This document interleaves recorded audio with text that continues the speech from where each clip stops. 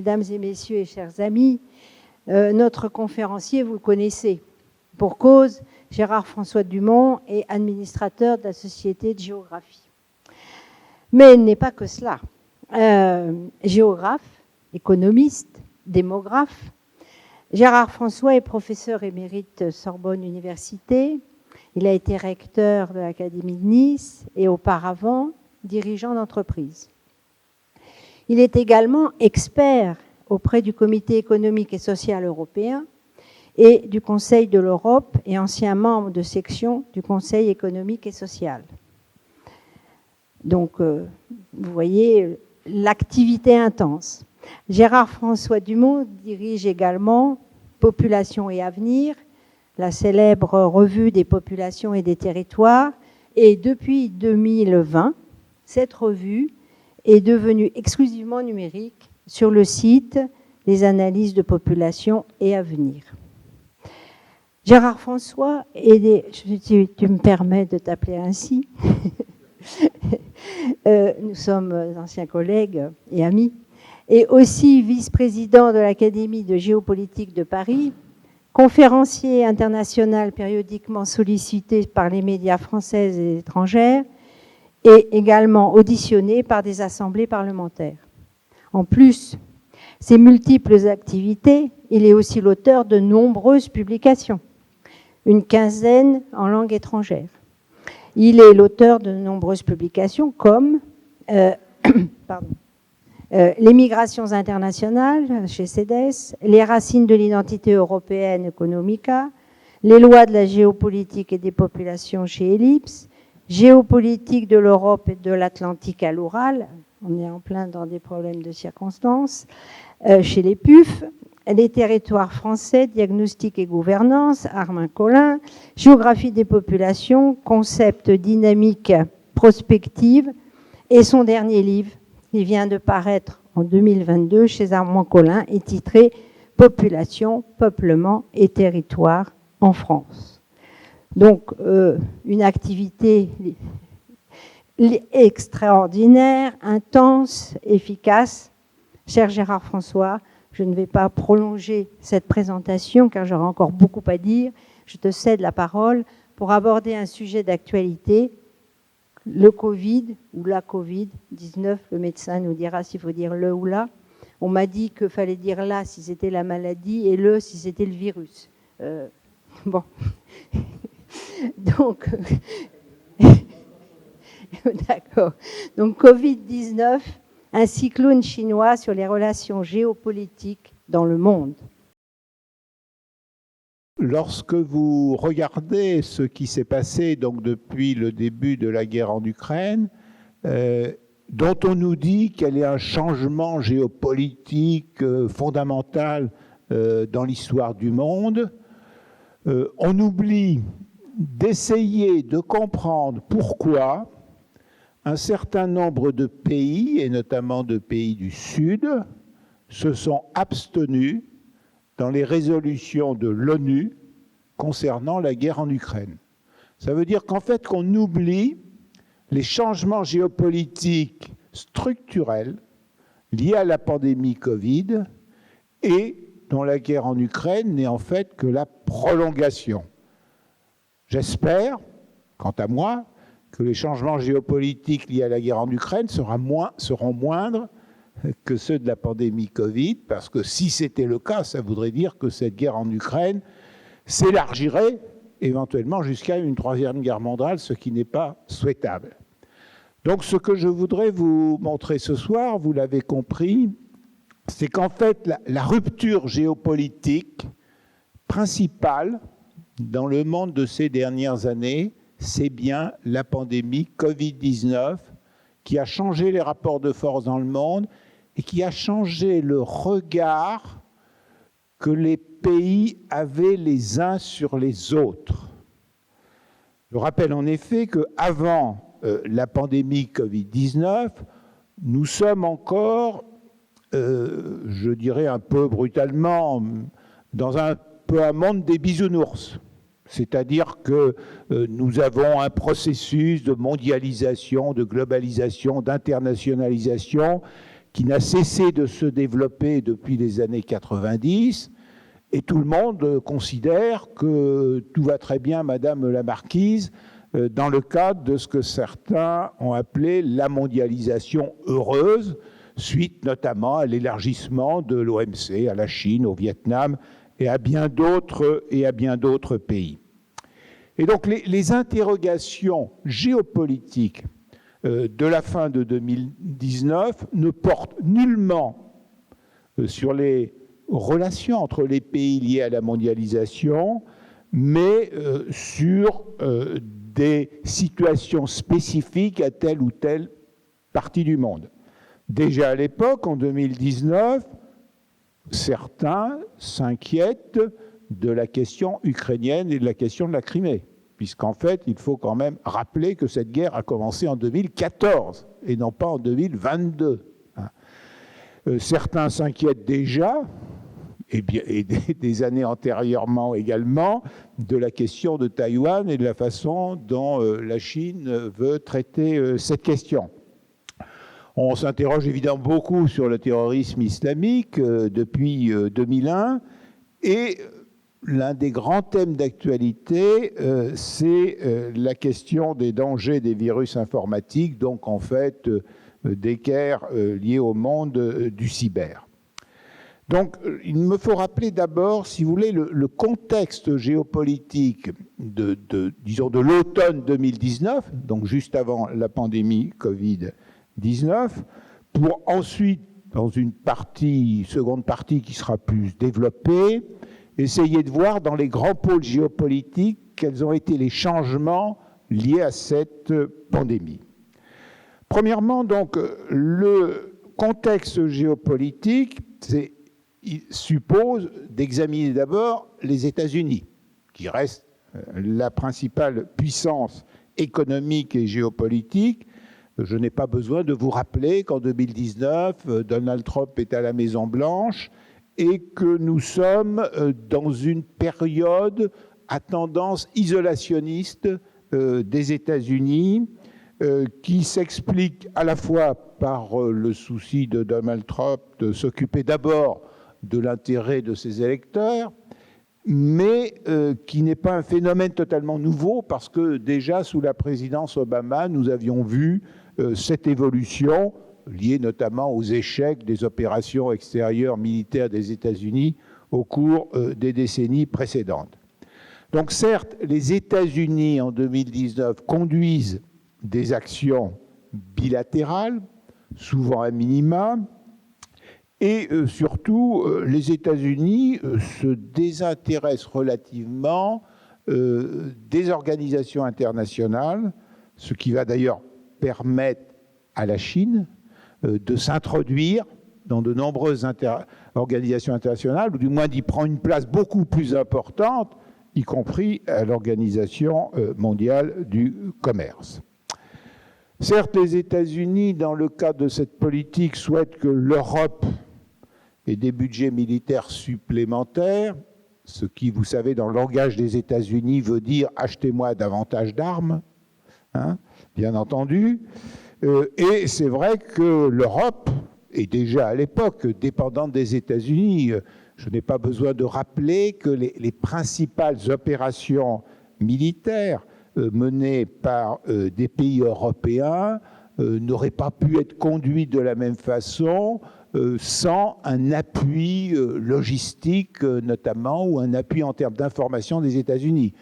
Cela a été, il y a déjà plusieurs années, le cas dans l'opération française à Kolwezi, au Katanga. Ça a été vrai pour les opérations en Libye. Et également, on oublie souvent que les opérations françaises au Sahel ont largement bénéficié du système de renseignement américain, sans lequel ces opérations n'auraient pas pu être menées de la même façon. Dans ce contexte, nous avons donc une Chine qui combine assez intelligemment ce qu'on appelle le hard power, donc le développement d'une armée, pour simplifier, et aussi le soft power.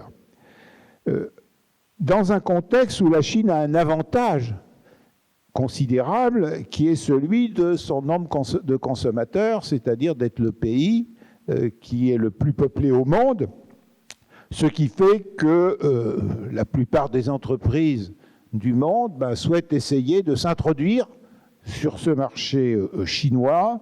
Et pour s'introduire sur ce marché chinois, les entreprises européennes, japonaises, américaines acceptent des transferts de technologie et donc donnent à la Chine les moyens de développer des produits très sophistiqués, qu'il s'agisse bien sûr des TGV chinois qui sont aujourd'hui pratiquement plus modernes que les TGV que nous avons en France, ou les avions et ensuite bien sûr les voitures.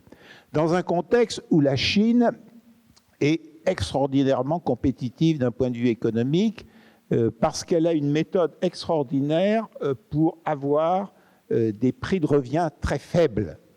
La méthode est simple, il suffit d'avoir des travailleurs très mal rémunérés. Comment fait-on ? Eh bien, en Chine, il existe toujours le passeport intérieur. Donc, si vous habitez à la campagne et que vous voulez habiter en ville et que vous n'avez pas l'autorisation de le faire, eh bien, vous y allez quand même. Simplement, la personne qui va vous employer dans la grande agglomération, qu'elle s'appelle Pékin, Tianjin ou Shanghai, puisque vous n'avez pas l'autorisation de résider à Pékin, à Tianjin ou à Shanghai, eh bien, elle peut vous verser un salaire de misère et elle n'est pas obligée d'assumer des dépenses ou du moins des cotisations permettant votre protection sociale. Donc, c'est ce qu'on appelle en Chine la population flottante. Ça représente 300 millions de personnes d'après les recensements chinois. Et on oublie toujours de rappeler que l'une des raisons des faibles coûts des produits fabriqués en Chine ou assemblés en Chine, ce sont ces 300 millions de Chinois qui sont rémunérés à vil prix. Alors, bien entendu, périodiquement, vous savez que ce passeport s'appelle le hukou. Donc, périodiquement, on dit le Pékin va supprimer le hukou, mais il ne le supprime jamais, bien entendu, puisque ça représente un avantage compétitif absolument extraordinaire. Donc, c'est dans ce contexte que la Chine prend un point important aussi par le hard power, avec sa présence militaire accrue dans la mer de Chine, qui crée d'ailleurs des tensions, comme vous le savez, avec ses voisins. Et puis, parce que la Chine accepte, si je puis dire, de produire des terres rares, quitte à ce que les conditions d'environnement, là où elle fait ses recherches de terres rares, ne soient pas dans des conditions très favorables, ce qui fait que souvent, dans ces régions, l'espérance de vie des salariés n'est pas extrêmement élevée. Ils souffrent de beaucoup de morbidité, entraînant une surmortalité. Donc c'est dans ce contexte que la Chine, en fait, vous voyez, va profiter aussi de l'isolationnisme américain pour s'implanter davantage dans le reste du monde et d'abord en Afrique.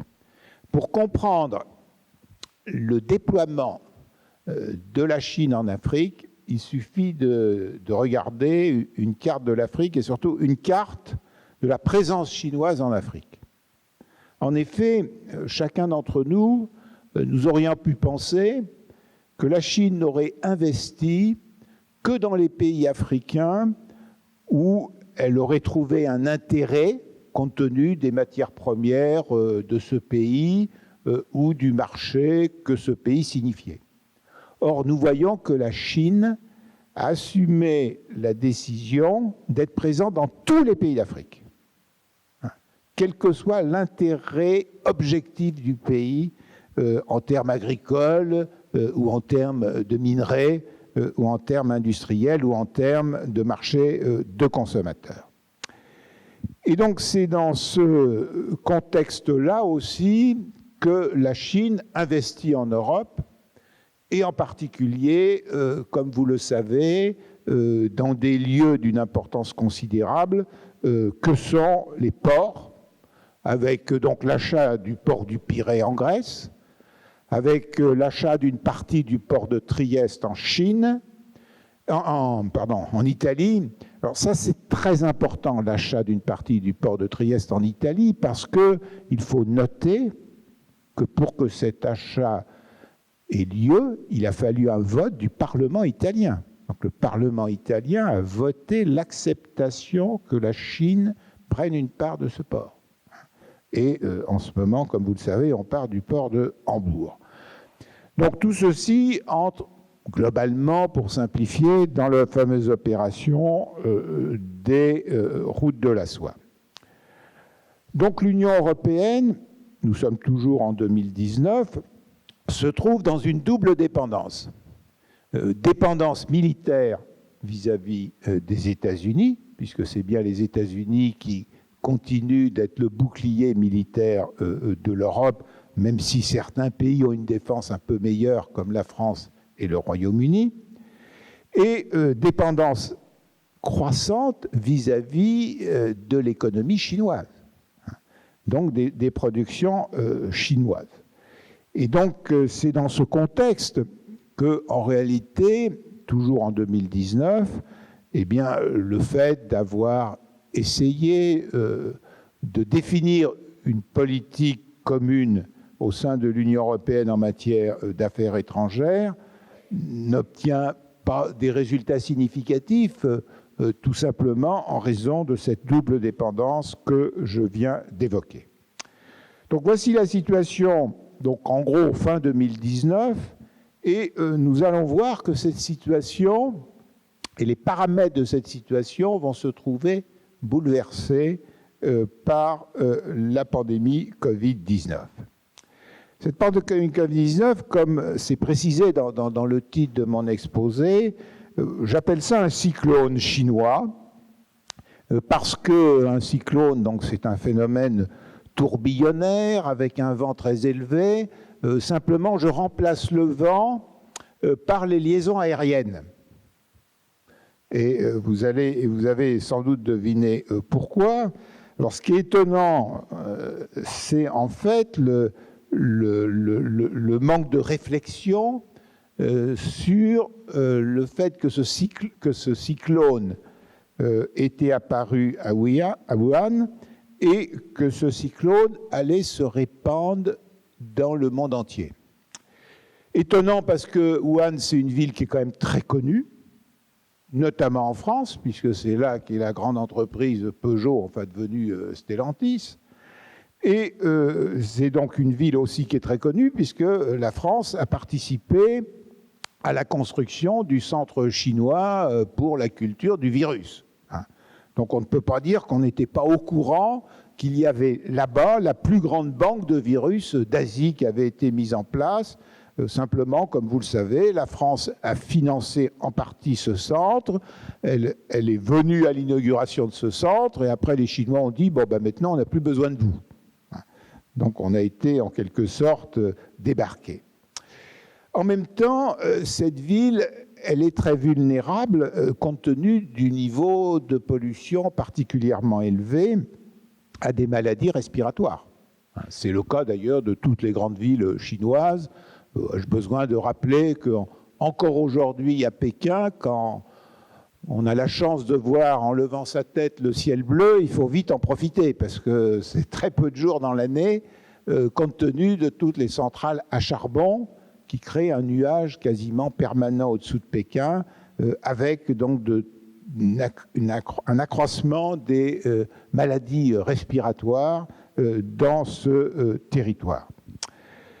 Donc, qu'on le veuille ou non, et quelle que soit la cause de ce virus, je crois qu'encore aujourd'hui, personne ne peut l'affirmer. Ce qui est sûr, c'est que son origine est bien à Wuhan, c'est-à-dire que vous vous rappelez que les Chinois ont essayé de dire que c'était des militaires américains qui faisaient du sport, qui étaient passés dans la région et qui amenaient le virus.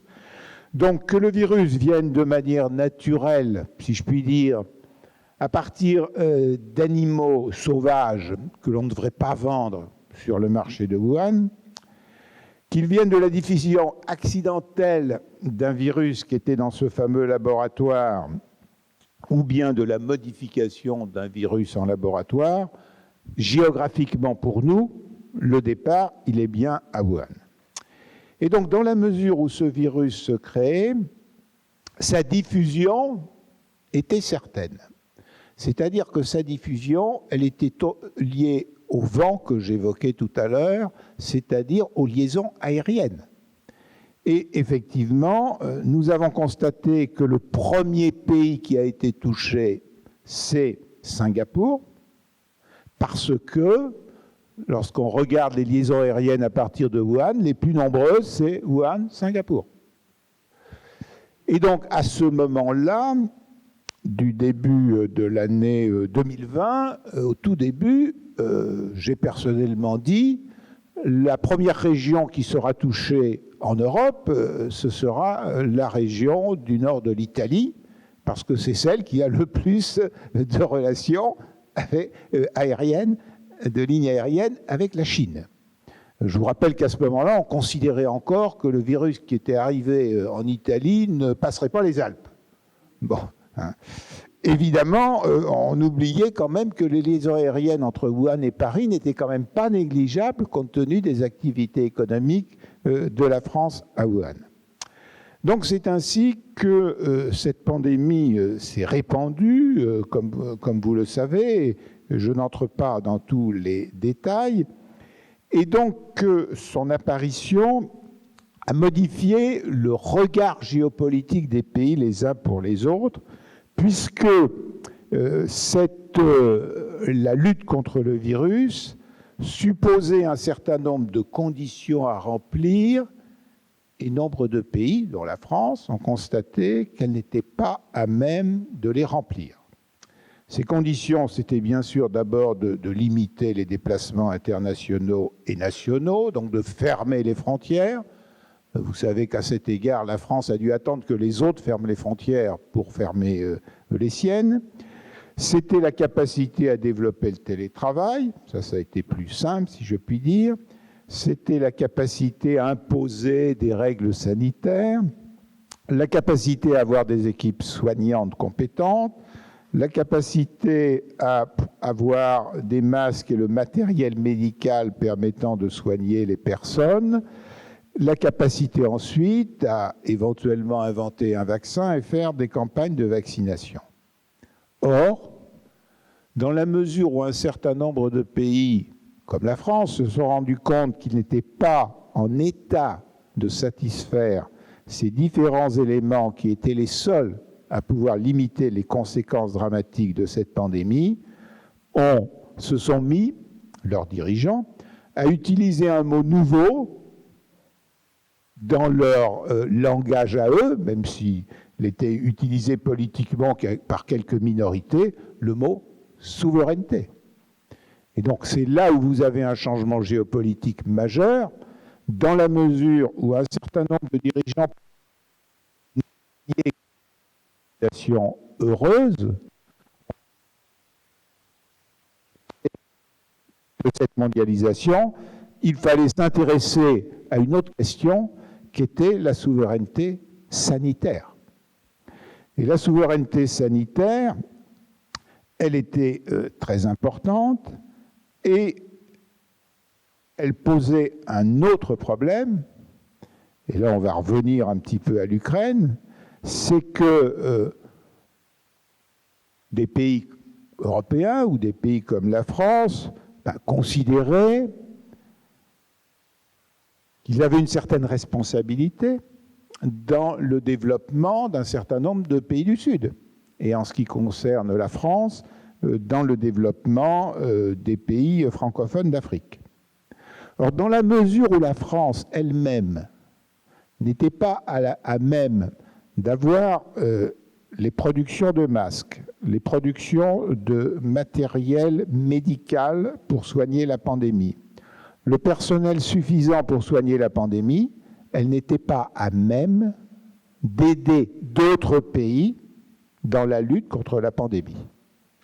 Et donc, vous voyez tout de suite ce qui s'est passé, c'est qu'un certain nombre de pays d'Afrique se sont dit, mais notre ex-puissance coloniale, qui est notre grand partenaire, le jour où il y a une pandémie, il est aux abonnés absents.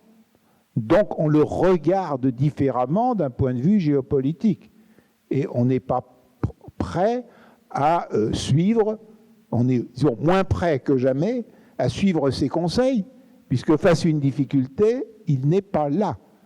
Il n'est pas capable de nous envoyer des équipes médicales pour nous aider, il n'est pas capable de nous envoyer des masques, il n'est pas capable de nous envoyer des vaccins, je vais y revenir. Donc voilà déjà le cas résumé, j'y reviendrai peut-être de l'Union européenne, et donc les États-Unis se sont positionnés de la même façon. C'est-à-dire que certes, les États-Unis ont eu un président un petit peu paradoxal, c'est-à-dire qu'il a d'un côté expliqué que la pandémie n'était pas dangereuse, que ce n'était pas la peine de porter des masques, je résume et je simplifie, mais d'un autre côté, le président Trump a accordé des financements colossaux pour que les États-Unis, les entreprises des États-Unis puissent trouver un vaccin. Et effectivement, le vaccin a été trouvé à une rapidité exceptionnelle par rapport aux vaccins du passé. Mais le problème, c'est que les États-Unis ont aussitôt pratiqué un nationalisme vaccinal. C'est-à-dire que le vaccin, c'est pour nous. On ne donne pas de vaccin aux autres pays. Alors je caricature là un petit peu, on pourra en revenir au cours du débat si vous voulez. En particulier, ce qui est très intéressant, c'est que les États-Unis ont quand même fait un effort pour accorder gratuitement des vaccins à un pays. Ce pays, c'est le Mexique. Pourquoi ? Eh bien, les États-Unis ont dit, écoutez, on vous donne des vaccins, mais en contrepartie, vous allez faire des efforts pour mieux contrôler la frontière américano-mexicaine. Et c'est exactement ce qui s'est passé. Vous voyez le troc que cela signifie en la matière. Donc, bien entendu, les États-Unis ont aussi conservé les brevets en question. Et donc, là aussi, si vous voulez, cet isolationnisme des États-Unis fait que dans cette période de pandémie, les pays qui auraient pu éventuellement se tourner vers la grande puissance économique et militaire pour trouver un peu d'aide dans ces temps difficiles liés à une pandémie, eh bien, les États-Unis étaient aux abonnés absents. Dans le même temps, quelle situation en Chine ? En Chine, c'est très simple. La Chine, elle avait la capacité de production des masques, des tests de virus, du matériel médical. Donc, elle a pu effectivement vendre, par voie offrir au monde entier, des matériels susceptibles de limiter la pandémie. Et donc, la Chine a développé ce qu'on a appelé, vous savez, la diplomatie du masque, qui consiste à se faire bien voir en offrant notamment cet outil indispensable pour effectivement un virus qui circule dans les conditions que vous savez. Pour illustrer cette importance de la diplomatie du masque, je vous invite à aller en Serbie. Bon, la Serbie, a priori, chacun d'entre vous sait que c'est un pays de religion orthodoxe, et si l'on cherche un petit peu quels sont les grands amis de la Serbie, on trouvera la Russie. Eh bien, figurez-vous que grâce à cette diplomatie du masque, vous aviez à Belgrade, donc capitale de la Serbie bien sûr, des affiches remerciant Frère Xi pour des livraisons chinoises de masques. C'est vous dire un peu que sa diplomatie a même pénétré des pays dont on aurait pu penser que leur affection pour la Chine n'était pas extraordinaire, et c'est ainsi que la Chine a parlé d'une route de la soie de la santé en prolongation de sa route précédente. Alors, les conséquences, vous voyez, pour la Chine ont été un petit peu paradoxales. C'est-à-dire, par un certain côté, nombre de pays ont apprécié qu'elle puisse fournir ces matériaux, et donc il n'était pas question de se fâcher avec la Chine pour les obtenir, ce qui était le cas évidemment de la France. Mais d'un autre côté, au fil des mois, il a bien fallu constater quand même que la façon que Pékin mettait en œuvre pour essayer de lutter contre la pandémie était extrêmement autoritaire, que, évidemment, sur l'origine du virus, on ne peut pas dire que la transparence était parfaite. Et tout ceci fait que la pandémie a aussi été le révélateur, non seulement d'une dépendance à la Chine, comme je l'ai évoqué tout à l'heure, mais aussi d'un régime politique qui devenait de plus en plus autoritaire, voire totalitaire. C'est donc son voisin, c'est-à-dire la Russie, qui, elle, a su utiliser intelligemment la pandémie Covid-19. D'abord, par une révélation, c'est-à-dire qu'on ne pensait pas que le niveau médical de la Russie était très élevé, et pourtant la Russie a réussi à découvrir un vaccin contre la pandémie. Alors certes, ce vaccin a été refusé par les instances européennes pour des raisons géopolitiques que l'on comprend, mais de nombreux pays dans le monde l'ont accepté. Et donc il a donné lieu à une forte diffusion, notamment en Amérique latine, même si la Russie s'est trouvée face à une difficulté, c'est-à-dire qu'elle avait découvert le vaccin, mais elle n'avait pas les moyens d'en produire suffisamment. Mais cela lui a permis de renforcer ses liens avec l'Inde. Et donc, c'est dans l'Union indienne que ces vaccins ont été très largement produits. Donc, finalement, vous avez pour citer un exemple, le fameux périodique The Lancet a reconnu que le vaccin appelé Sputnik 5, créé par la Russie, était efficace. Et donc, la Russie a témoigné à la fois d'une recherche médicale quand même significative et d'une capacité à offrir un vaccin, ce que l'Union européenne affaiblie n'a pu faire que de façon extrêmement modeste. Donc l'Union européenne, dans le cadre de la mondialisation heureuse, faisait une confiance aveugle à l'Organisation mondiale du commerce. Et ça a été évidemment une erreur considérable.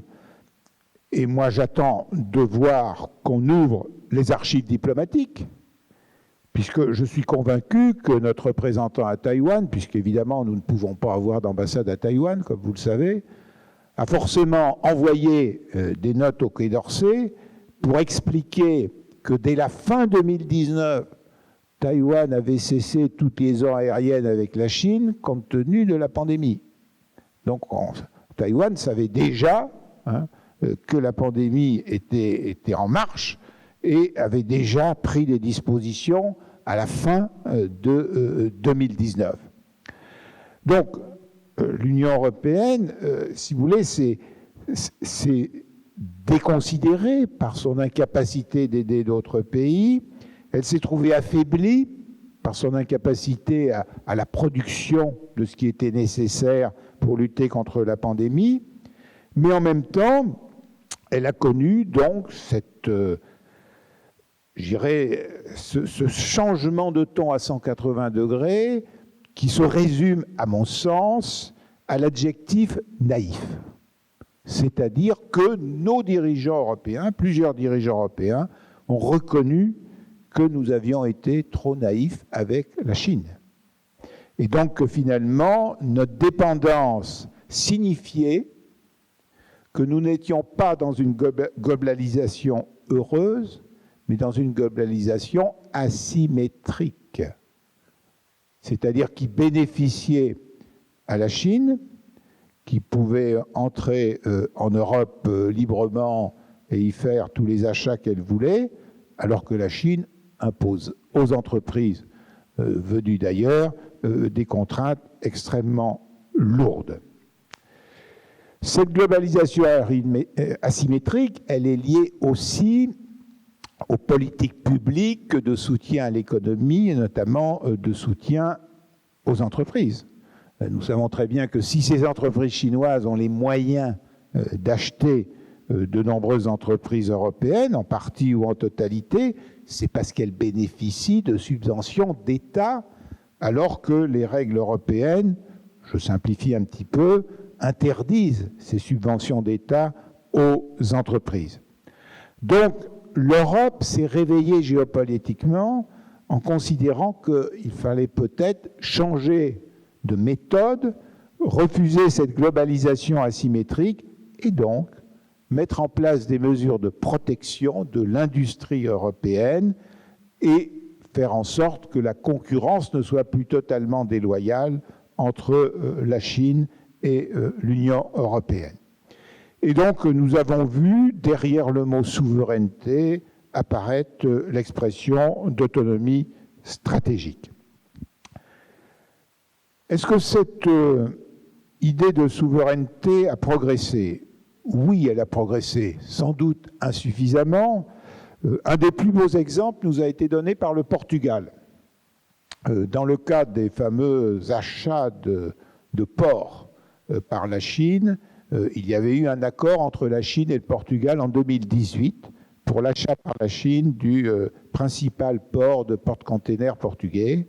Eh bien, ceci a été annulé par le Portugal et vous voyez que ça a été quand même un changement très significatif. Et puis, nous avons d'autres déclarations qui montrent bien ce retournement total quand, par exemple, Jean-Claude Juncker, qui était l'ancien président de la Commission européenne, dit « La Chine est notre partenaire, mais c'est notre rival et notre concurrent ». Bon, voilà des formules qu'on n'aurait pas entendues avant la pandémie Covid-19. Donc, cela signifie, si vous voulez, que cette pandémie, elle a vraiment introduit de nouveaux critères de puissance. Avant la pandémie, on considérait que la souveraineté en matière sanitaire n'était pas un paramètre qui avait de l'importance. Depuis la pandémie, on a compris que la souveraineté sanitaire est un objectif souhaitable pour l'Union européenne. Avant la pandémie, un certain nombre de pays espéraient qu'en cas de très grosses difficultés, de pays du Sud, les États-Unis ou l'Union européenne viendraient à leur aide. Ils ont découvert qu'ils n'avaient pas grand-chose à attendre quand il y avait de grosses difficultés.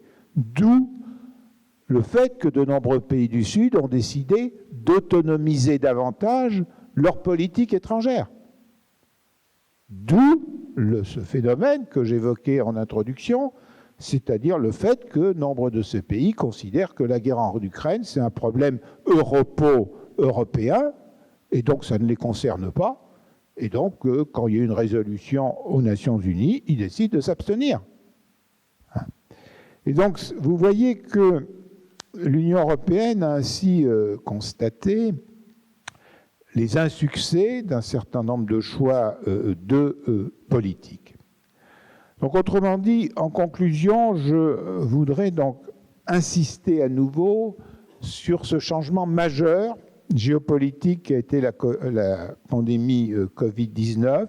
C'est un regard complètement différent sur les rapports de force internationaux qui s'est mis en œuvre, et c'est une image modifiée de l'Union européenne et des États-Unis, mais aussi de la Chine, qui est apparue dans les différents pays. Et d'ailleurs, vous avez constaté que là aussi, c'est après la pandémie qu'un certain nombre de pays se sont quand même interrogés sur les routes de la soie, même s'il y a d'autres raisons à ceci. Quel sera, dans ce contexte-là, le futur géopolitique ? Le futur géopolitique suppose, à mon sens, la nécessité de prendre en compte l'ensemble des paramètres géopolitiques. Autrement dit, dans la situation de 2019, il y avait certains paramètres géopolitiques qu'on considérait comme n'ayant pas d'importance. Depuis, on a découvert qu'ils ont de l'importance, qu'il s'agisse de la concurrence déloyale, qu'il s'agisse des méthodes utilisées par certains États pour financer leurs entreprises, qu'il s'agisse de la nécessité d'avoir une souveraineté dans des domaines qui sont essentiels pour la bonne santé des populations. Et donc c'est dans ce contexte-là que nous avons une géopolitique qui maintenant doit considérer qu'elle repose sur un éventail de paramètres et que c'est à partir de cet éventail de paramètres qu'il faut réfléchir aux choix stratégiques de demain. J'espère donc que ce contexte permettra davantage à l'Union européenne et à la France de prendre en compte l'ensemble de ces paramètres parce que notre avenir, à mon sens, en dépend. Merci.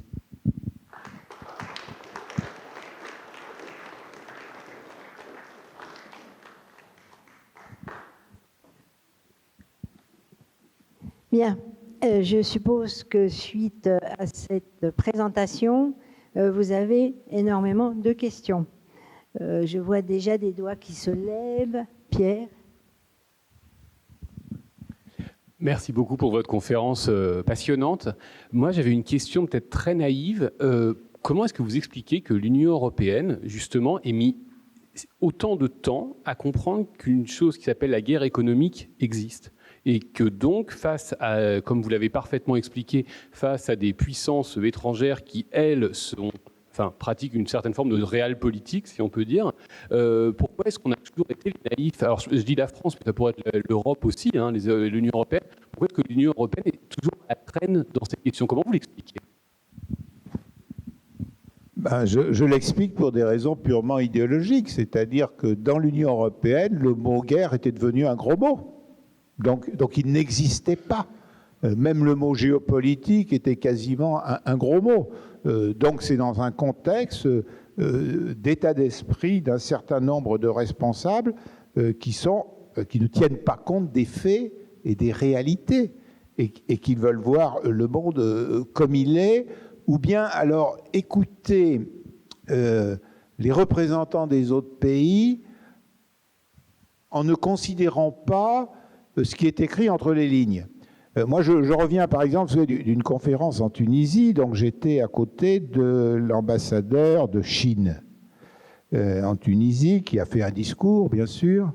Alors, toute chose égale par ailleurs, je dirais que c'est une sorte de Janus, c'est-à-dire, il vous fait un discours, la Chine est le pays le plus démocratique du monde, travaille pour la paix, enfin bon, c'est complètement creux, etc. Puis de l'autre côté, évidemment, les actions que mène la Chine dans le monde, il suffit de demander aux Vietnamiens, aux Taïwanais, aux Hongkongais et même aux Philippins, sont d'une brutalité absolument féroce. Donc malheureusement, c'est un manque de culture géopolitique, de culture des rapports de force qui vient de loin. On le voit bien, si vous voulez, le fait que ce mot souveraineté soit arrivé si tard, que si tard on ait compris que quand même c'est quand même assez anormal d'imposer des normes d'environnement très strictes aux entreprises européennes et d'accepter d'importer des pays étrangers des productions qui ne respectent pas ces normes environnementales. Bon, on est vraiment là dans un monde, ces personnes-là croyaient être dans un monde de bisounours, mais le monde de bisounours, il n'a jamais existé nulle part. Oui, autre question ?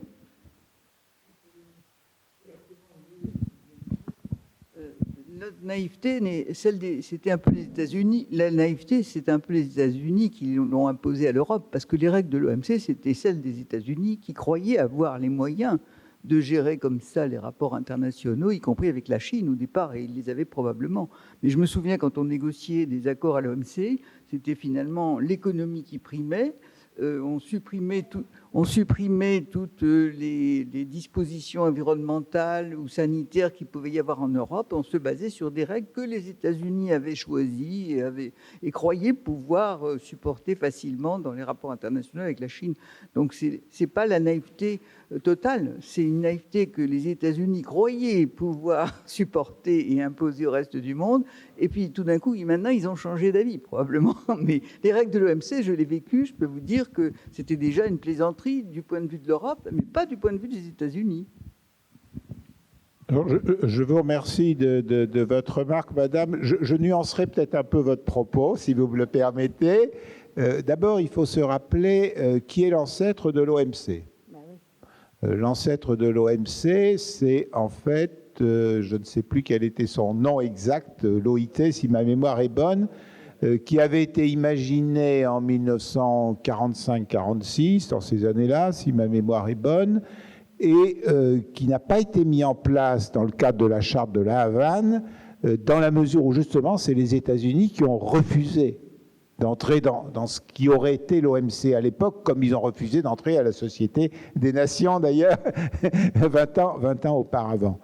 Donc il faut rappeler quand même que quand l'OMC est créé en 1994, pour les échanges internationaux, c'est quand même un progrès significatif dans la mesure où l'OMC a un pouvoir de justice.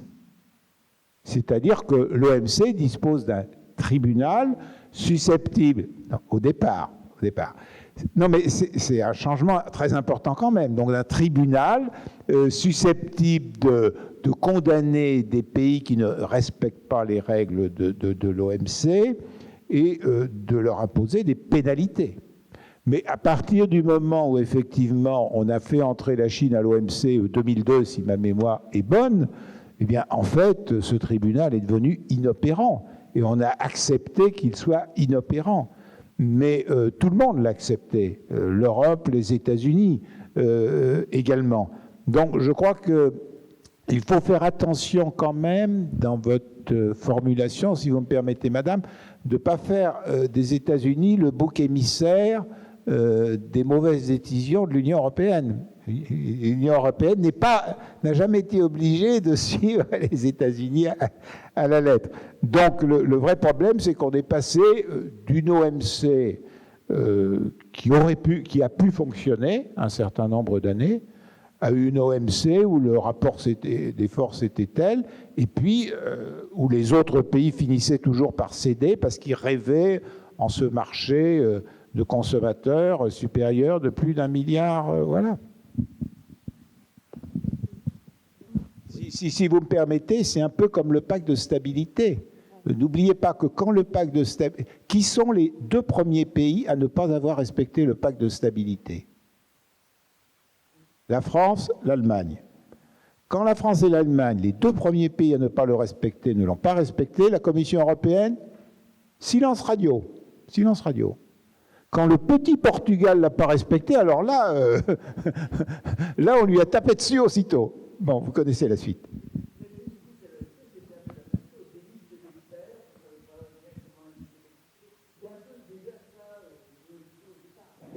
Non, mais ça, au début, ça marchait. Oui, ma question, c'est sur la Russie. Est-ce qu'elle a profité de la crise du Covid ou pas? Puisqu'on a eu l'impression qu'elle a fait un vaccin, qu'elle a pu le diffuser partout. Est-ce que, sur le moyen terme, est-ce que depuis 2019, on peut dire que le pouvoir de la Russie s'est accru à l'échelle planétaire? Bon, pas de là à attaquer l'Ukraine, mais... Oui, la Russie a su profiter de la pandémie Covid-19 dans la mesure où elle a inventé un vaccin, qu'elle a pu diffuser ce vaccin dans un certain nombre de pays, et que derrière cette livraison de vaccins, elle a noué un certain nombre de relations de partenariat avec un certain nombre de pays. La meilleure preuve, nous l'avons vu encore récemment. Je vous rappelle que les 2 candidats à la finale de la présidence du Brésil, aucun des 2 n'a condamné l'invasion de l'Ukraine par la Russie.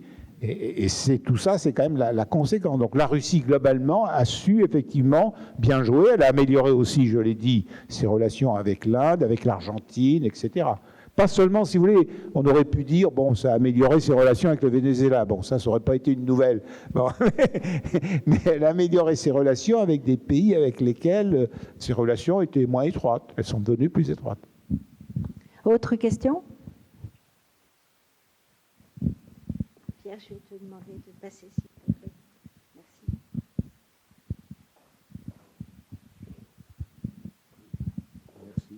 Oui, vous avez parlé de souveraineté, mais j'observe que pour ce qui concerne toutes les agences de santé françaises, elles ont toutes été mises hors circuit pour une agence dite européenne, alors qu'on avait toujours quelque chose d'extrêmement puissant.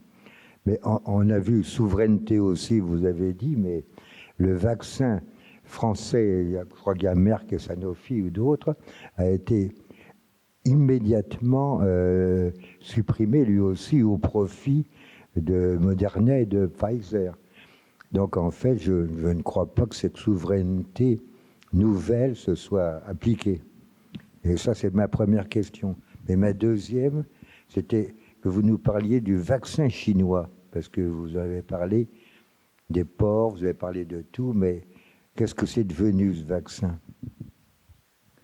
Alors, sur le second point, qui concerne sur la première question, concerne donc essentiellement la France et l'emploi du mot souveraineté par un président de la République qui ne l'avait jamais utilisé avant l'année 2020, alors qu'il était président depuis 2017. Donc, ça ne veut pas dire, c'est pas parce qu'il a employé ce mot qu'il a respecté, qu'il a mis en œuvre de façon systématique les conséquences de l'emploi de ce mot. Je l'ai vécu et beaucoup d'entre nous sans doute l'ont vécu, c'est-à-dire des contrôles aux frontières considérables lorsqu'on se rendait dans un pays étranger, et après on revenait en France, personne ne nous contrôlait. Alors que dans le pays étranger on était allé, il avait fallu vraiment faire la preuve qu'on était vacciné ou qu'on n'avait pas le virus. Et on entrait, voilà. Donc ça, si vous voulez, je suis d'accord avec vous. C'est-à-dire, et on se rappelle très bien que la France n'a jamais fermé ses frontières avec l'Allemagne. C'est l'Allemagne qui a fermé les frontières avec la France. Bon. Donc très clairement, l'emploi du mot est une chose, la mise en œuvre de mesures, et il y a une question que vous avez posée, dont personnellement je n'ai pas la réponse, même si je suis interrogatif comme vous. J'espère qu'un jour une enquête détaillée permettra de clarifier la chose, mais manifestement il y a eu des pressions politiques sur Sanofi qui expliquent sans doute un certain nombre d'insuccès de l'entreprise Sanofi qui a commis des erreurs stratégiques, mais par pression du pouvoir politique, semble-t-il, d'après ce que l'on peut savoir. Alors, concernant le vaccin chinois, à la différence du vaccin russe, d'après les éléments que l'on a, son efficacité n'est pas extraordinaire. Mais d'un autre côté, il faut quand même rappeler qu'il n'y a pas de vaccin extraordinaire. Même les vaccins les meilleurs, et nous avons notre secrétaire général là qui connaît ces sujets beaucoup mieux que moi, bien entendu, mais je ne me rappelle pas les chiffres que l'on donne, mais enfin même les vaccins les plus répandus ont quand même un taux d'efficacité qui est beaucoup plus faible par rapport aux vaccins contre la variole, contre le tétanos, etc. Je ne me trompe pas, monsieur le secrétaire général, j'espère. Je pense qu'il répondra. Il ne veut pas me contredire en public, il est très bien élevé, notre secrétaire général, vous savez. Voilà, donc c'est ce que je pouvais vous préciser, mais donc la Chine, ce n'est pas le vaccin chinois qui a permis à la Chine de faire la diplomatie du masque. Autre question? Oui. Pierre, je vais encore te solliciter, excuse-moi. Je n'ose pas bousculer ton matériel. Bonjour monsieur, merci pour votre intervention. Est-ce que vous pouvez nous expliquer pourquoi le président Xi s'entête dans sa politique de zéro Covid? Parce qu'on sait qu'aujourd'hui, dans plusieurs villes chinoises, il y a des centaines de millions de gens qui sont encore confinés. Alors, on dit qu'éventuellement, ce serait le vaccin chinois qui ne serait pas aussi efficace que notre vaccin ARN messager. C'est une raison, mais est-ce que c'est la seule? Il faut savoir que ce matin, j'ai entendu sur une chaîne américaine que hier soir, il y avait eu des émeutes en Chine de gens qui se sont rebellés en brûlant des véhicules parce qu'ils n'étaient pas contents d'être confinés. Comment expliquez-vous, alors que chez nous, on sait qu'il y a encore des milliers de contaminations tous les jours et que finalement, la pandémie, elle est passée? La question est très difficile parce que je ne suis pas dans la tête du président chinois. Je pense que c'est souvent le drame des dirigeants politiques, c'est-à-dire quand ils prennent une décision, ils considèrent qu'ils ont raison et ils ne veulent jamais reconnaître leurs erreurs. J'aurais plein d'exemples à donner en la matière, donc je ne vais pas le faire. Ils seraient trop nombreux. Donc c'est la politique qui a été décidée et je dirais quoi qu'il en coûte, ben, il a décidé de la maintenir. Parce que ce n'est pas un régime autoritaire et quasi totalitaire comme celui-là, n'est pas un régime qui est capable de reconnaître ses erreurs. Alors, on l'a bien vu, toute chose égale par ailleurs, dans l'affaire de Tchernobyl pour l'URSS, pour prendre un exemple semblable. Donc il est prisonnier d'un système qui l'empêche de changer sa méthode. Et en plus, effectivement, il faut bien quand même reconnaître que cette pandémie Covid a été l'occasion de renforcer considérablement le contrôle sur la population chinoise. Donc c'est un régime où vous êtes de plus en plus contrôlé, le Covid ayant été un prétexte pour accélérer ce contrôle. Cher Gérard François, j'apprécie beaucoup tout ce que j'entends, tout ce que je lis à ce propos, parce que je n'ai pas la même audience, mais je suis absolument convaincu, et je l'ai dit maintes fois à l'IPAG, c'est que le sanitaire est une arme formidable en géopolitique. Or, ce qui est incroyable, c'est qu'on entend partout que la médecine française a été la plus grande, la meilleure du monde. La médecine française, on ne s'en est jamais servi au niveau économique et on est encore en train de parler d'une refondation. Je suis impliqué dans pas mal d'instances et c'est le fouillis complet et je n'espère pas grand-chose. Alors, ce que je veux dire, c'est que par exemple, quand on voit à Cuba combien ils ont utilisé l'arme sanitaire pour pouvoir avoir une influence sur tous les pays d'Amérique du Sud. Et finalement, c'est pour ça que Sputnik est entré si facilement en Amérique du Sud, parce qu'il y a quand même une pensée communiste bien installée. Mais ce que je veux dire, c'est que, parlons d'avenir. Et l'avenir, le Covid, dans 10 ans, on n'en parlera plus. Je ne veux pas choquer les gens dans la salle qui ont perdu des êtres chers.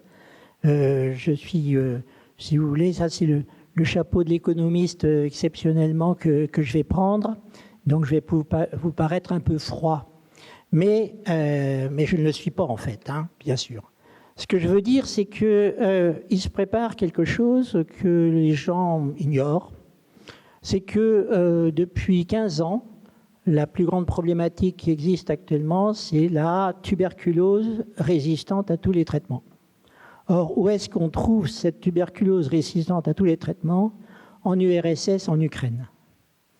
Et où est-ce qu'elle est? Ben, elle est chez les gens qui sont les prisonniers, parce qu'ils sont très mal soignés, et évidemment, ils sont affamés. Et avec ce qui se passe en ce moment en Russie, en Ukraine, on peut dire que la famine grandit. Et la famine va grandir, évidemment, en Afrique. Et les Africains sont très sensibles à la tuberculose.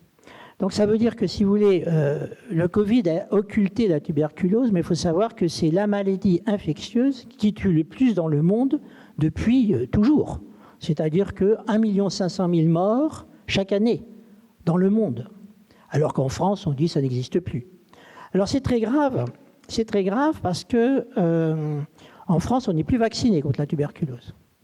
Et il va y avoir, avec ce qui se passe en ce moment, une émigration formidable de l'Ukraine. Et puis, il y a des gens qui vont et viennent. Et puis là, maintenant, vous voyez qu'en première ligne, Poutine est en train de mettre des prisonniers. Et donc, ces prisonniers qui sont libérés, ils vont forcément contaminer les zones occupées par les Russes, etc. Donc, il y a se prépare là quelque chose de grave pour l'Europe. Et nous ne sommes pas du tout préparés à cela. Alors j'ai entendu le problème des vaccinations. La vaccination contre les bactéries, la tuberculose c'est une bactérie, le tétanos c'est une bactérie. Les vaccinations contre les bactéries, c'est quelque chose qui est connu de longue date et on peut dire qu'il y a une stabilité. C'est-à-dire que si le bacille de la tuberculose est devenu résistant à de multiples antibiotiques, bien sûr que c'est parce qu'il y a des mutations, mais c'est limité par rapport aux virus qui, eux, sont extrêmement volatiles. Et alors, ce que les gens n'ont pas compris, et il y a les antivax, peut-être même dans la salle, il faut qu'ils comprennent, on est entre nous, il y a eu une coïncidence. C'est-à-dire qu'en même temps qu'il y a eu le Covid qui est apparu à Wuhan, il y a au mois d'août, c'est-à-dire deux mois auparavant, une personne un chercheur, une chercheuse, même américaine, qui avait mis au point une technique qui permettait de faire un vaccin contre un virus en 4 mois. Alors que faire un vaccin contre un virus, ça demande 1 à 2 ans pour être testé. En 4 mois. De sorte que l'ARN messager, les gens ne comprennent rien, je ne vais pas vous faire un cours de génétique, mais l'ARN messager est beaucoup moins dangereux comme vaccin que le vaccin traditionnel, comme les autres font. Donc ce vaccin, il est d'une souplesse très grande, c'est-à-dire qu'il y a de multiples souches nouvelles de virus de Covid qui circulent partout. On est capable de faire des vaccins presque à la demande. C'est-à-dire que s'il y a une grande épidémie d'un type de virus très particulier, on va pouvoir résoudre le problème en quelques mois. Ce qui se passe actuellement, c'est qu'il y a des souches prédominantes dans des endroits différents. C'est-à-dire qu'on a parlé du virus africain, d'Afrique du Sud, on a parlé du virus d'Omicron, etc. Bon. Mais moi qui suis vacciné, qui ai eu 4 doses de vaccin, j'ai fait le Covid. J'ai fait un Covid avec un virus contre lequel je n'étais pas protégé. Donc je veux dire que je suis protégé contre les formes graves. Donc il faut banaliser ces choses-là. Il faut que la psychose s'atténue. C'est-à-dire que quand les gens ils se méfiaient pas de la grippe, pourquoi ils ne se méfiaient pas de la grippe? Pourtant, il y a beaucoup de mortalité liée à la grippe. Par conséquent, le Covid, il va falloir que ce soit banalisé. Il va falloir que les gens y reprennent vie et qu'ils se disent, bah oui, j'ai le Covid. Il y a 60 000 personnes qui, aujourd'hui, par jour, ont peut-être le Covid en France. D'ailleurs, les gens ne disent même plus, ne vont plus se faire tester parce qu'ils disent, oh non, je ne veux pas dire à mon employeur que je fais un Covid. Puis, de toute façon, qu'est-ce que j'ai? J'ai juste un peu mal à la gorge, j'ai le nez qui coule, etc. Bon. Les bronchiolites, c'est l'exemple même de la levée faramineuse des Français qui ne se protègent plus. Il n'y avait pas de bronchiolite il y a 1 an parce que tout le monde avait le masque. Et là, on est complètement débordé par les bronchiolites. Bon. Donc je veux dire que le sanitaire et l'économie, mais ça devrait marcher dans la main. Alors qu'on n'entend qu'une chose chez les politiques, chez les économistes, il faut réduire les coûts de santé. Alors bon, c'est une pensée débile, mais je sais que je prêche dans un désert. Heureusement, j'ai devant moi quelqu'un qui ne va pas me contredire totalement, mais j'aimerais qu'il soit un peu porte-voix de cela, parce que c'est vraiment... nous pourrions faire tellement bien qu'on a l'impression qu'on fait tout par manque de lucidité. C'est-à-dire que on voit ce qui va se passer. Enfin, moi, je le sens. Pardon d'avoir été trop long. Mais merci, de au contraire, d'améliorer de façon considérable notre connaissance. Je ne répondrai pas, je ne répondrai, si vous voulez, que par un chiffre, parce que ça me paraît très intéressant que vous ayez rappelé que la tuberculose, c'est 1 500 000 morts par an. Donc, sur 2 ans, c'est 3 millions. On considère que le Covid dans le monde, c'est 14 millions. Voilà. Bon. Donc, on comprend aussi, en raison de ce chiffre, pourquoi ça a engendré effectivement un tel changement. Autre question? Bien, moi, François, j'aurais une question à te poser. J'ai lu un article concernant l'économie de la Chine. Tu vois, je fais aussi de l'économie de temps en temps. Je ne fais pas que de la végétation. Et j'ai vu qu'il y avait une bulle immobilière. importante. Donc ça veut dire que financièrement, là, il va y avoir un effondrement. Comment ça va interagir au niveau mondial? Alors, très intéressante ta question. Ma réponse sera sans doute imparfaite. Je crois que ce qui est important, c'est de comprendre pourquoi il y a une bulle immobilière en Chine. Il y a, à mon sens, deux raisons. La première raison, c'est que la Chine a changé totalement de politique dans son regard sur le monde urbain et sur les villes. C'est-à-dire, avant 1979, nous avions un gouvernement de Pékin qui était contre la croissance urbaine. Et donc, c'est d'ailleurs l'une des raisons de la création du fameux Hukou, là, du passeport intérieur, pour que les gens ne souhaitent pas venir habiter en ville. Et donc, on a un taux d'urbanisation en Chine qui stagne jusqu'en 1979. Bon, voire qui diminue un petit peu, mais enfin, en gros, qui stagne. Et puis, à compter de 1979, il y a un renversement idéologique complet, considérant que le développement économique de la Chine et sa compétitivité économique mondiale ne peut passer que par les villes et que par les grandes villes. Entre nous, on a cette idéologie, elle n'est pas propre à la Chine. On pourrait en parler pour la France aussi avec ce que j'ai appelé l'idéologie de la métropolisation. Bon. Or, en Chine, se fait dans un contexte tout à fait particulier, avec un climat culturel qui n'est pas exactement celui de la France, où le Chinois de sexe masculin qui veut avoir la possibilité de trouver chaussures à son pied, donc de se marier, doit être préalablement propriétaire de son logement. Donc vous avez 26 ans, vous êtes de sexe masculin, vous avez 26 ans, si vous n'êtes pas propriétaire de le logement, pas de mariage possible. Bon. Dans un contexte, en plus, où le nombre de femmes est insuffisant, puisqu'il y a eu la fameuse politique de l'enfant unique qui a entraîné le déficit des filles. Donc, ouais. Donc tout ceci, effectivement, a engendré une spéculation, puisque une spéculation dans le système de construction en Chine. Et il suffit d'être allé en Chine pour constater que, effectivement, tous ces immeubles et tous ces tours d'habitation qui montaient à une vitesse folle, comme ça ne monte pas au ciel, que ça allait créer forcément un jour une catastrophe. La catastrophe, alors, elle est déjà là, donc avec tous ces promoteurs qui en fait faisaient de la cavalerie, hein, qui se trouvent en faillite. Et il n'y a pas d'autre solution d'ailleurs pour l'État que de les sauver de la faillite. Enfin, sinon, ce serait évidemment une catastrophe économique totale. Maintenant, ça aura forcément des conséquences en termes de mécontentement de la population, et puis des conséquences financières. Avec évidemment une difficulté qui est que la transparence sur la connaissance des vraies statistiques de l'économie chinoise, on la cherche. Alors certains d'entre vous l'ont peut-être trouvé, c'est exactement, j'ai eu l'occasion de le dire plusieurs fois cette semaine, puisqu'on a voulu nous faire croire qu'on était à 8 milliards, ce qui est évidemment une fake news.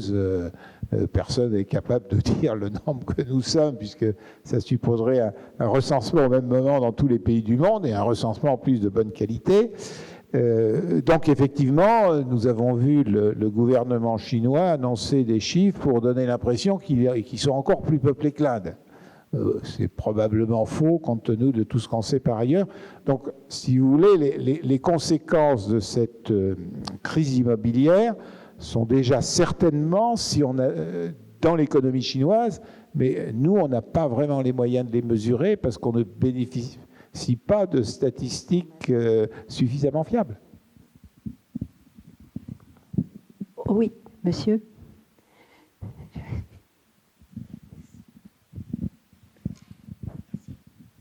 Merci beaucoup. Merci, professeur, pour votre brillante présentation. Je Et que vous revenez un peu sur les relations entre la Chine et l'Afrique. Vous l'avez dit tantôt que les Chinois la Chine est présente partout en Afrique, ce qui est vrai. Je suis du Sénégal. Si nous prenons le cas du Sénégal, par exemple, nous savons que tous les stades de football du Sénégal sont construits par la Chine et par des Chinois. Moi, je dois peut-être mettre le micro D'accord. comme ça. Non, peut-être comme ça, non hein? Ça va là, vous Il m'entendez? faut le baisser un peu, je crois. Il faut le mettre comme ça, vous voyez. D'accord. Là, c'est bon, vous m'entendez bien?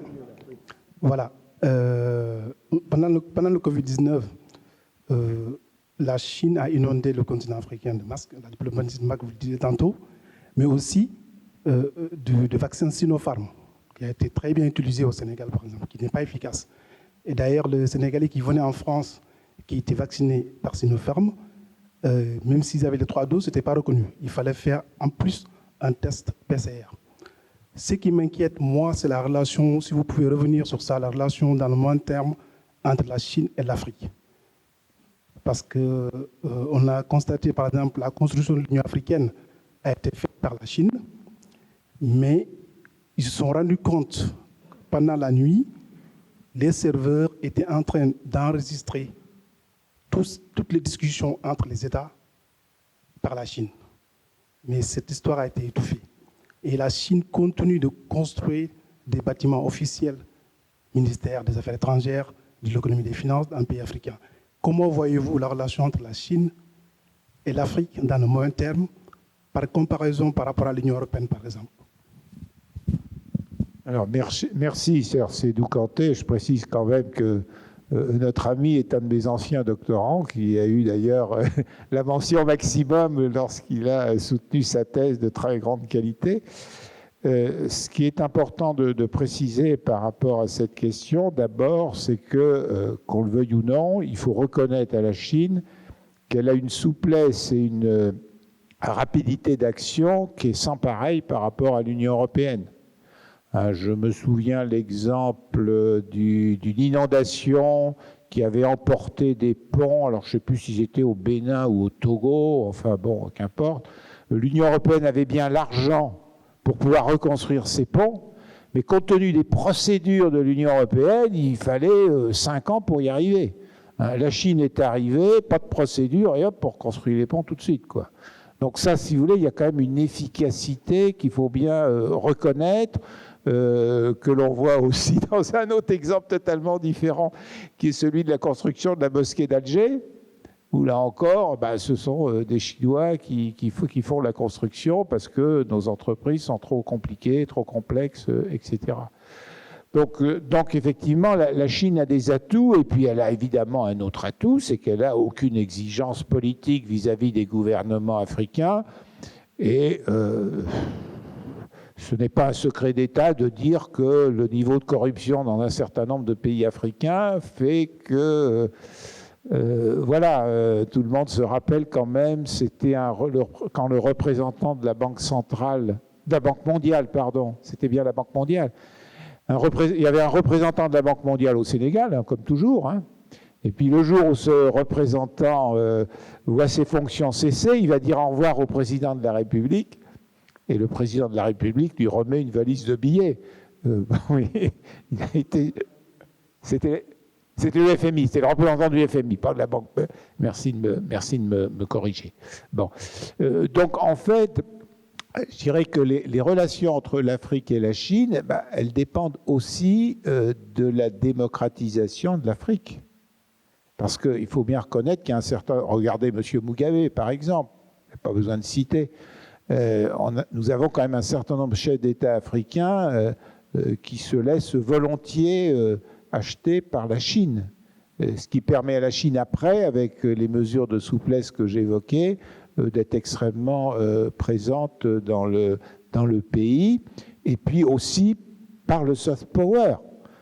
Nous venons, puisque nous parlons du Sénégal, c'est quand même extraordinaire quand vous arrivez dans cette université de Dakar, dont le nom m'échappe, Cheikh Von... Voilà.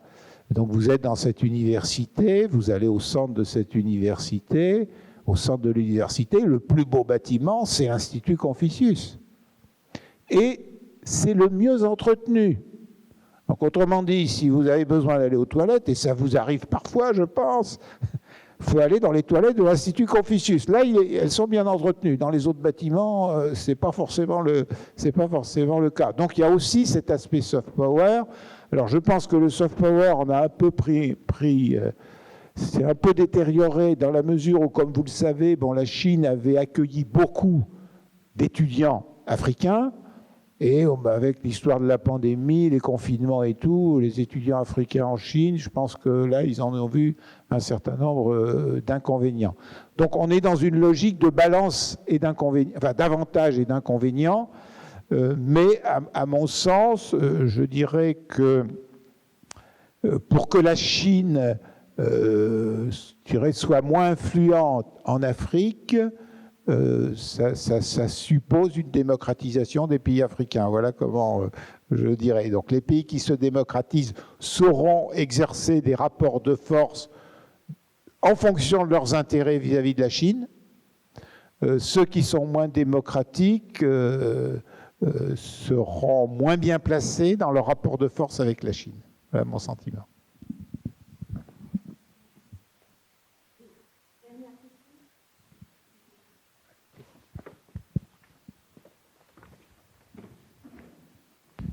Bonsoir. S'il vous plaît, j'aurais souhaité savoir si vous aviez des informations sur l'état d'avancement de la mise en œuvre d'un système de paiement international entre la Chine et la Russie, pour concurrencer notamment ceux des Américains. Non, je n'ai pas d'informations particulières, donc je n'en sais pas plus que ce que dit la presse.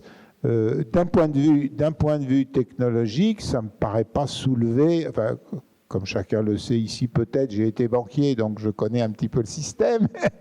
J'ai connu le démarrage du système SWIFT. Ça paraît pas quelque chose de très compliqué à mettre en œuvre, hein. Donc, à mon avis, c'est plutôt une question de décision politique, hein. C'est-à-dire que, de même que vous voyez, c'est un peu comme l'usage dans certains pays de telle monnaie ou de telle autre. Donc, si effectivement, là, il faudrait notamment interroger le président chinois. Est-ce que le président chinois souhaite que ça se mette en œuvre ? S'il souhaite que ça se mette en œuvre, si c'est aussi le cas de la Russie, d'un certain nombre de pays qui ont des relations très étroites avec la Chine et avec la Russie, rien ne l'empêche techniquement. Donc c'est un problème politique, à mon sens, beaucoup plus qu'un problème technique.